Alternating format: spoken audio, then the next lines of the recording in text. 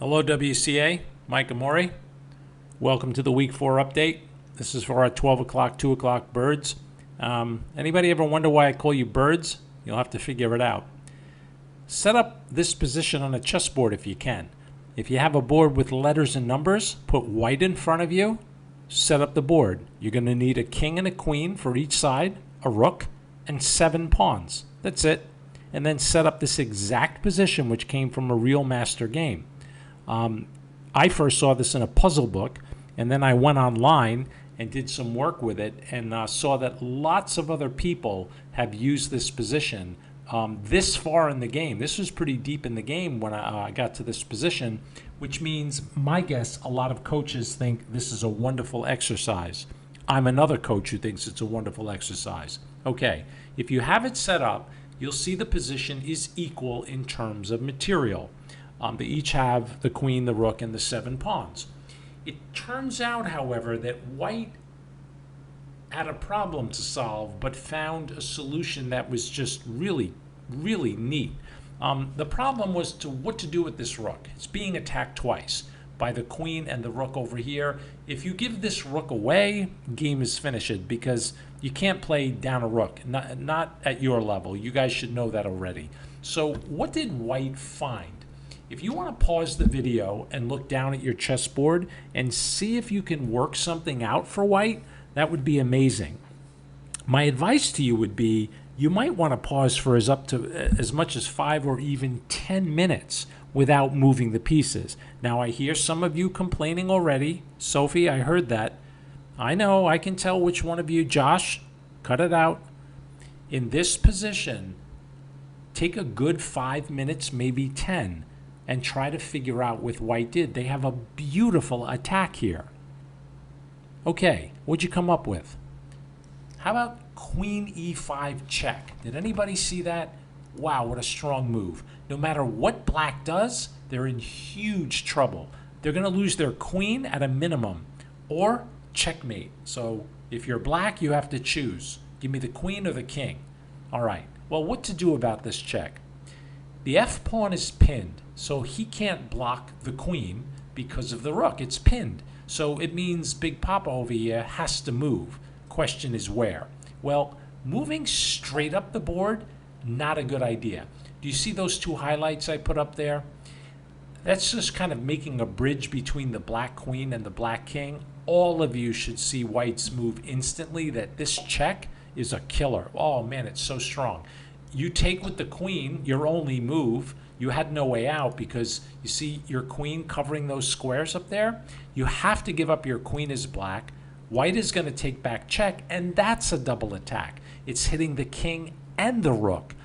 Once they move out of check, you take a free rook, and all of a sudden you're playing this game up a whole queen. That's really bad news. So let's go back to the check. What to do?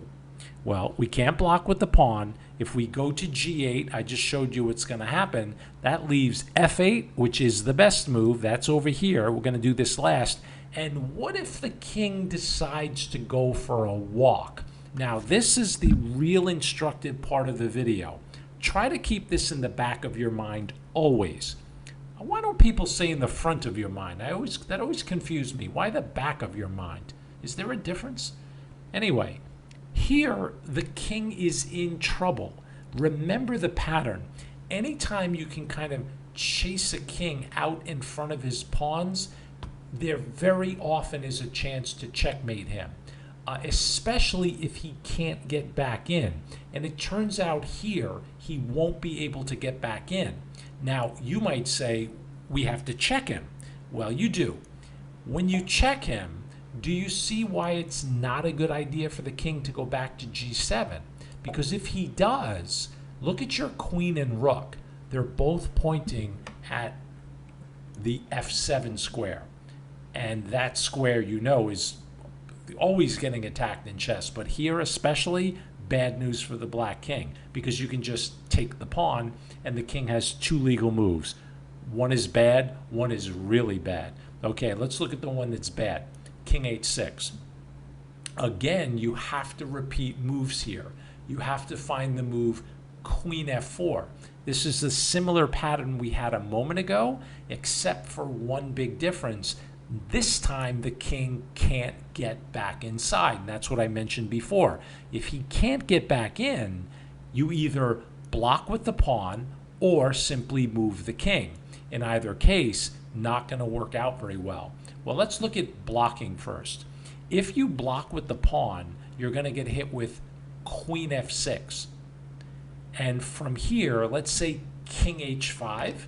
So if you're playing this out with your board, make sure you have this position set up. I know I'm moving the pieces around. You're going to have to move them too. But at any point, just stop the video. Look at the position and say to yourself, okay, what to do? Here you have checkmate in 2 moves. Can you figure it out? You have a couple of ways. Find one.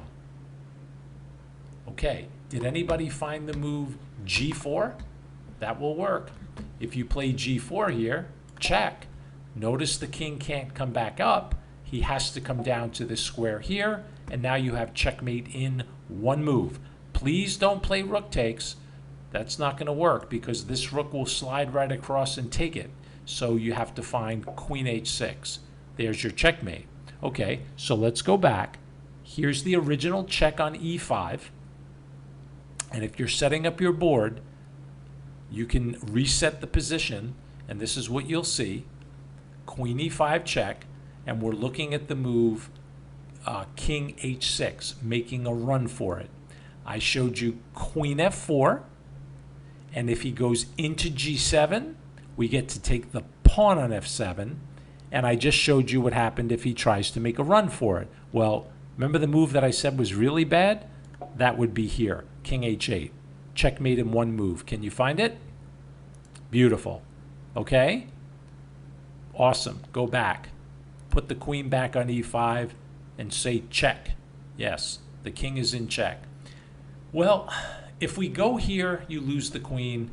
If you come out, you get mated. So people who first see this go, well, isn't this move just perfect? I'll come to f8. I stop your rook from coming up here because I'm attacking or holding this square 2 times. White doesn't have anything. It turns out white has a crushing move, a really strong move. And here I advise you to stop the video. And if you have to spend 5 minutes, spend 5 minutes. It's worth it. It's a really cool tactic. Okay. I hope you didn't play queen h8 check thinking you had mate. That's not going to work because the king will just take your rook and ouchie, you lost a whole rook. That's not going to work. Okay, so let's go back to here. After king f8, what to do? If you happen to notice that this rook, let's pretend it wasn't a white rook, but a black rook, then wouldn't that be checkmate? It would. Well, what if this were a black queen? That would be checkmate. The black king is on this funny square here where if he gets checked in the back, he's not going to have a way out unless he can take something here. So if you put that together, I hope you came up with this amazing move, queen f6. It's really strong. Black has to give up the queen. Do you guys see why? Well, you just can't take the rook. And it's amazing. You have 3 pieces attacking it. This guy can't take it because it's illegal, but he is still attacking the rook. And black has a choice between queen and rook. Doesn't matter which one you take with, the result is the same. That's checkmate. So what to do? After queen f6, you're threatening this square. That's checkmate. The only way to protect it is you would have to give up your queen. Okay? Now, just simply take the queen and king takes and the game is over. Okay? Now, if you can do this for me, set up your chessboard one last time back to the original position, which is here on queen e2. And do your best to see these moves kind of happen before you move the pieces. And if you put enough time into it, It's really not that hard because, for example, again, imagine this queen here on e5. Look at the king after that check. He only has the moves on top of the board and sneaking out on this square here because don't forget, after the check, this pawn is pinned. Okay? The harder move to find here, and I agree it's not easy, but it's a pattern that I want you to remember. If you ever see a situation like this where the king doesn't have an escape square except for taking one of your pieces, well, try to turn one of your pieces into one of theirs. And that's exactly what this guy did when he played queen f6. It's a beautiful move. He said, hey, if you take the rook, then you're turning one of my pieces into one of yours, and now your king won't have an escape. So you better not do that. So you're going to have to give up your queen. Okay? And that's how the game ended. Rook took, king took, queen gave a check, king came out, and the queen grabbed the pawn. And in this position, black resigned. Now what I'm going to do at the WCA when we meet next time is I'm going to set this position up after we solve the tactics. And I'm going to see how many of you can win this position with white playing against a rook. Okay? Grandmasters, the video is not long, but you could spend more time with this position by going back to the setup and then seeing what you can find on your own. Okay? All right. I'll see you birds after Thanksgiving. No, I'm just kidding. I just wanted to see who was just listening.